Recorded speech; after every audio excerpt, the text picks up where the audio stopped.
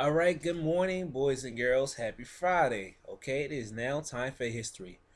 We will be reading about Robert E. Lee and Ulysses S. Grant. Okay, that is chapter 26. So turn your book to page 252. Okay, page 252. Now, Robert E. Lee was an important commander of the Confederate Army during the Civil War. Remember, the Civil War is a war between the northern states and the southern states, okay? They had many arguments which led to finally a war, right? And notice, there were the two armies had two different names. There was the Confederate Army in the south, and then the Union Army in the north, okay? Now, and like I said, Robert E. Lee was part of the southern states, okay? And next is Ulysses S. Grant. Now, he was commander of the Union Army. Remember, those were the northern states during the last part of the Civil War, okay? Now, let's go back to Robert E. Lee, his childhood.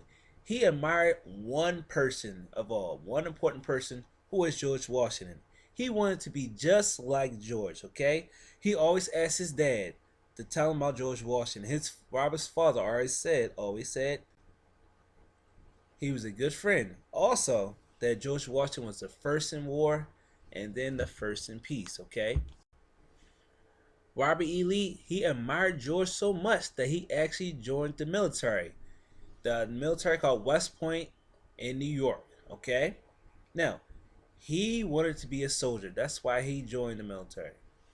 He actually graduated and became an engineer.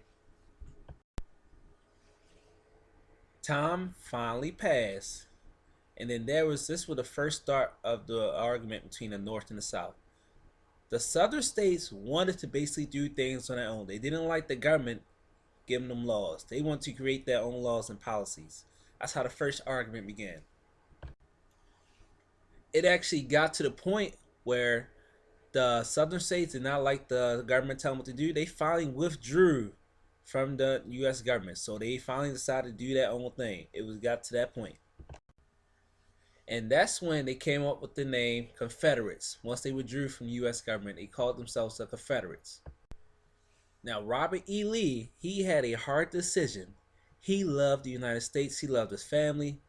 However, he had to make a decision. He basically thought, why should I have to fight against my family? But he had his own views, which he respected. So he withdrew from the United States Army, and that's when he became the Confederate Army leader. The Confederates, they loved Lee. They admired him. They esteemed just like the way Robert E. Lee admired George Washington.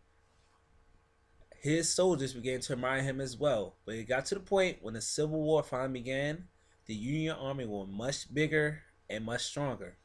So eventually, the Confederate Army had to retreat and withdraw from the battle.